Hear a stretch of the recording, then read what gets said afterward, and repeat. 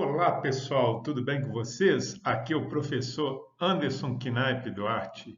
Vamos para uma videoaula sobre calorimetria, beleza, galera? Não esqueçam de dar uma curtida aí no início e no final dessa videoaula, que é muito importante para ajudar o nosso canal aí no YouTube, tá? Não deixem de se inscrever também no canal e participem, ok, galera? Então vamos começar essa aula sobre calorimetria.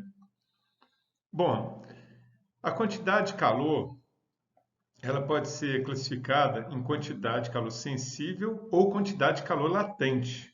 Como que ocorre essa classificação, né? Porque a transferência de calor de uma substância para outra, né? Lembrando que calor é sempre energia em movimento, energia que se transfere de um corpo para o outro, tá? Então, essa troca de calor, né, entre duas substâncias, ela ora pode provocar a variação de temperatura e ora pode provocar mudança de estado físico, tá certo? Ou uma coisa ou outra, nunca as duas coisas ao mesmo tempo. Quando essa troca de calor provocar variação de temperatura, vai ser chamada de quantidade de calor sensível. Quando provocar mudança de estado físico, vai ser chamado de quantidade de calor latente, tá certo? Aqui nós temos então o cálculo da quantidade de calor sensível, aquele calor que provoca variação de temperatura. Então, o que faz com que uma determinada quantidade de uma substância, né, precise de mais ou menos calor para aquecer? A gente tem que considerar aí três variáveis importantes, tá? A primeira é a quantidade de substância, que é representada pela massa, né? Quanto maior for a quantidade dessa substância, mais calor eu preciso fornecer para variar a temperatura dela, tá certo? Então, o primeiro fator é a massa. O segundo fator é o tipo de substância. Que substância é essa que eu estou aquecendo? É leite? Água? Álcool? O que está sendo aquecido? Então, o segundo fator que eu tenho que levar em consideração é o tipo de substância. Aí o tipo de substância é representado por esse C minúsculo aí, que é o calor específico. Ele é específico porque ele é característica de uma determinada substância, tá? E o ΔT, lógico, eu tenho que considerar a que temperatura essa substância está e qual temperatura que eu quero obter no final do processo. Quanto maior for essa variação de temperatura, maior a quantidade de calor que eu vou precisar para aquecer essa substância, tá certo? Então, se a gente pegar esses três termos e multiplicar um pelo outro, que é a massa, 2, o calor específico e 3, a variação de temperatura, multiplicando esses três termos, nós temos a quantidade de calor sensível, ou seja, necessário para provocar uma determinada variação de temperatura para uma determinada substância, uma quantidade de uma determinada substância. Tá certo? Bom, aqui tem um exemplo, né, da água, por exemplo, né? Se eu pegar uma certa quantidade de água lá, quanto de calor eu vou gastar para aquecer essa quantidade de água, né? Então, a água, gente, o calor específico dela é 1 caloria por grama grau Celsius. O que significa isso? O que quer dizer o calor específico? Para eu variar em 1 grau Celsius cada 1 grama de água, eu vou gastar 1 caloria. Então, para eu variar, por exemplo, 1 grau Celsius, 2 gramas de água, eu vou gastar 2 calorias. Então, quanto maior for o calor específico da substância, significa que eu preciso de uma quantidade de calor maior para variar a temperatura de cada 1 grama dessa substância em 1 grau Celsius. Esse é o significado. Ok? Muito bem. Agora vamos falar então do calor latente, né? Quantidade de calor latente. É aquela quantidade de calor que vai provocar mudança de estado físico, tá certo? Qual mudança de estado físico? A gente vai ter que analisar durante o processo, tá? Para eu calcular essa quantidade de calor, então, eu vou considerar duas coisas. Primeiro, a quantidade de substância, que eu sempre considero na hora de saber qual é a quantidade de calor, tá? E o segundo fator que eu tenho que considerar aqui é o calor latente. Quem é esse calor latente?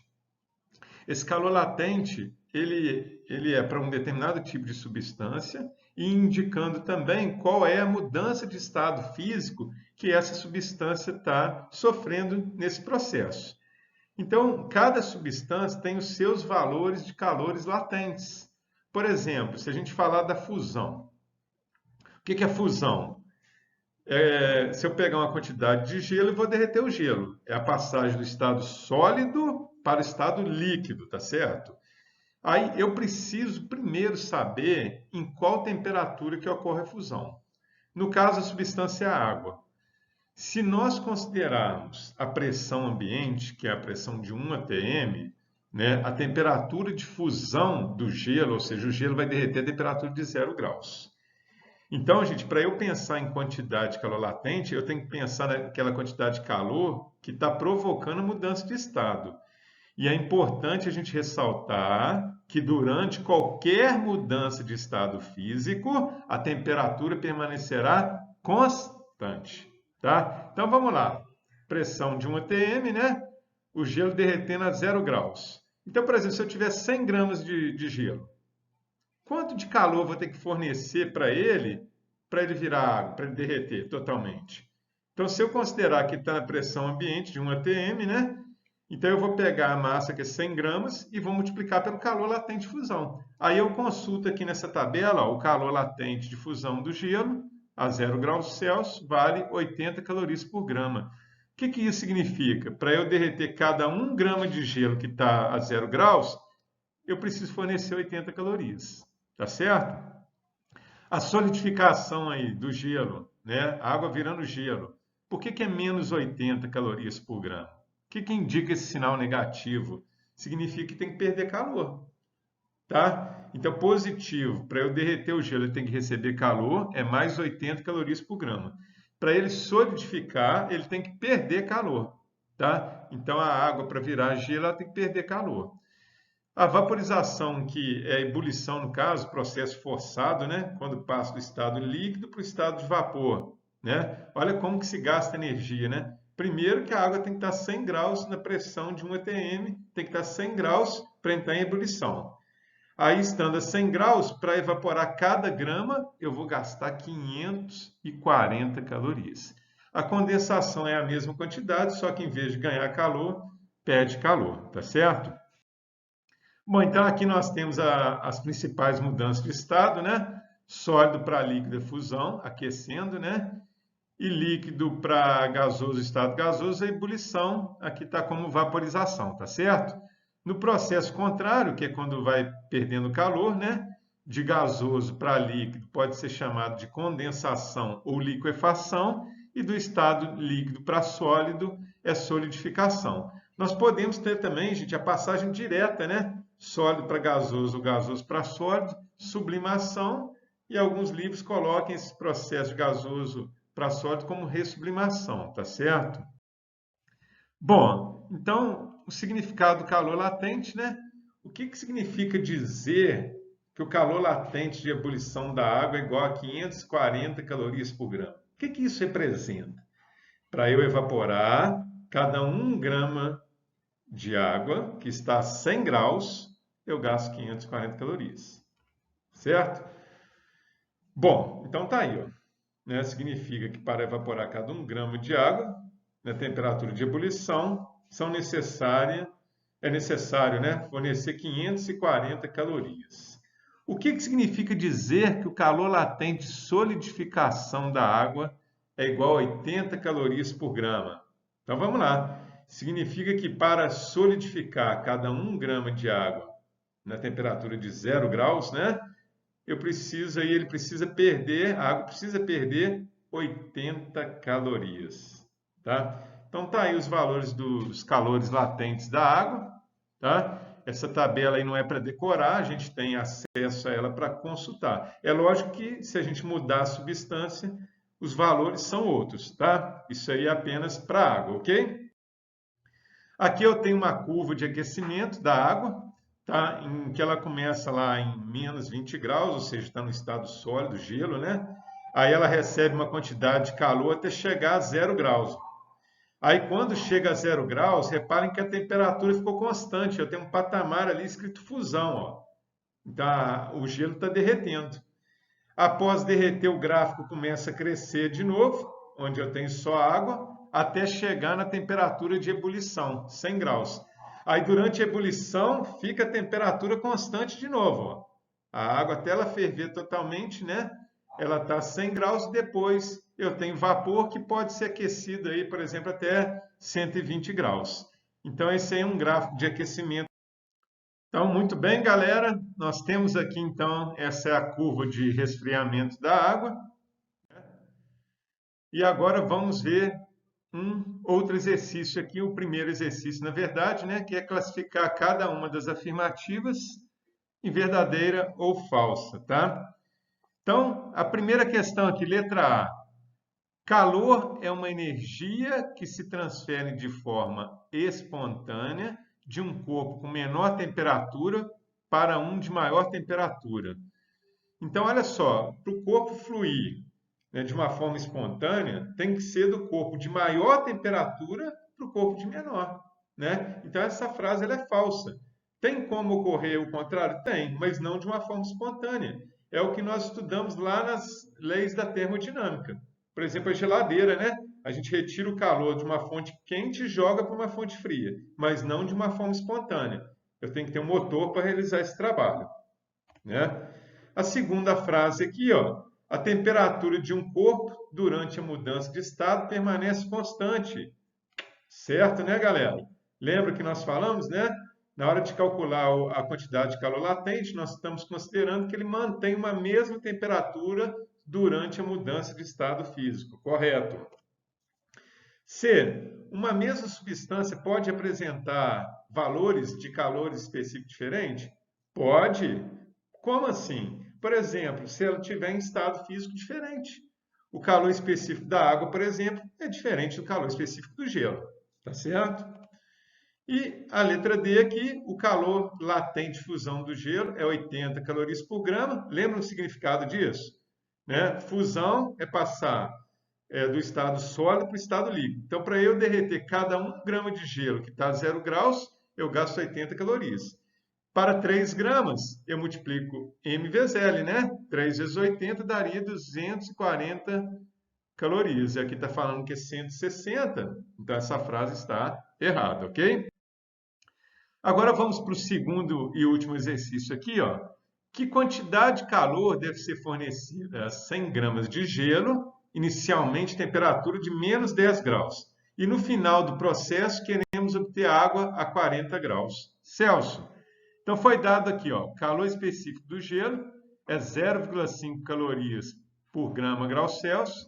O calor específico da água é igual a 1 caloria por grama grau Celsius.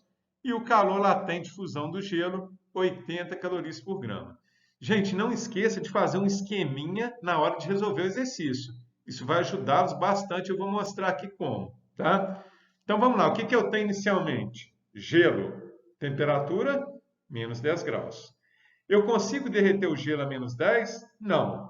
Então a primeira coisa é fazer com que a temperatura dele que passe de menos 10 para 0, levando em consideração a pressão de 1 atm, a pressão ambiente, ok? Então vamos lá, o Q1, que é a quantidade de calor sensível, que vai provocar a variação de temperatura, vai fazer com que a temperatura dele passe de menos 10 para 0. Agora que ele chegou a 0 graus, vamos derreter o gelo, fazer a fusão. Então, vou gastar uma quantidade de calor, Q2. Mudança de estado, calor latente, ok? Então, o gelo virou água e a temperatura se manteve em 0 graus. Agora que eu tenho 0 graus, a água a 0 graus, vou aquecer a água, uma quantidade de calor Q3, variando a temperatura, até chegar na temperatura que eu desejo, que é a água 40 graus. Então, esse é o esqueminha, com todas as etapas. Ó. Nós temos 3 quantidades de calor para calcular, para depois calcular a quantidade de calor total. Tá? Então, vamos lá. O Q1 provoca o quê? Variação de temperatura, quantidade de calor sensível. É dado por massa, vezes o calor específico, vezes a variação de temperatura. Não é isso aí? A massa, 100 gramas de gelo, vezes o calor específico do gelo, que é 0,5, vezes a variação de temperatura. De menos 10 até 0, a temperatura variou em 10 graus. Multiplicando aí, 500 calorias. O Q2, mudança de estado físico. massa vezes o calor latente.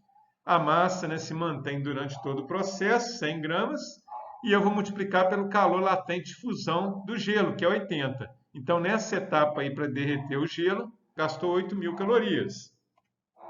E, finalmente, agora eu vou aquecer a água até chegar a 40 graus, né?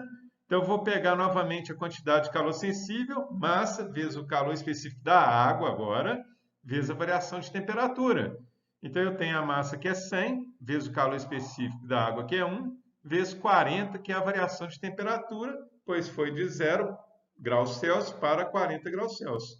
Multiplicando aí, gastou 4.000 calorias. Então, a quantidade de calor total, vou somar tudo, né, gente? As 3 etapas aí, tá? Somando aí, eu vou achar um valor total de 12.500 calorias. Tá certo? Podemos representar isso num gráfico aí, né, galera? Como que a gente pode representar isso no gráfico? Começando lá embaixo, ó, menos 10 graus, aí forneço a quantidade de calor Q1, chegou a 0 graus. Tá? Então, chegou na temperatura de fusão. Então, durante a fusão, o que vai acontecer agora? A temperatura se manteve constante em 0 graus, gastando uma quantidade de calor Q2. Agora que eu já derreti todo o gelo, o que acontece com a temperatura? Ela vai subir. Então, aqui de Q1 para Q2 foi a fusão. Agora a temperatura sobe até chegar a 100 graus, né? No caso ali do nosso exemplo, a gente não chegou a 100 porque nós paramos em 40 graus. Mas se continuasse aquecendo, chegaria a 100, aí nós teríamos outro patamar, que ocorreria a ebulição, então ficaria em 100, para depois o gráfico crescer novamente. Tá certo? Então essa é a representação aí gráfica, né, de aquecimento, lembrando que no caso do exercício, o valor final da temperatura ele não seria 100, seria 40 graus Celsius. Tá certo? Só para ilustrar, né? Muito bem, gente. Para hoje, então, foi isso. Tá? Espero que vocês tenham gostado da nossa aula, né? Não deixem de curtir, né, cada videoaula que está sendo postado lá no meu canal e dê um like, né? Curte lá, faça sua inscrição no canal, dê sugestões, tá? Participe. Se quiserem alguma aula específica, algum tema, podem colocar lá no meu canal. Eu conto com a participação de vocês, que é muito útil para a gente manter esse canal aí vivo. Tá certo, galera? Um grande abraço para todos e até a próxima aula aí, galera. Um grande abraço.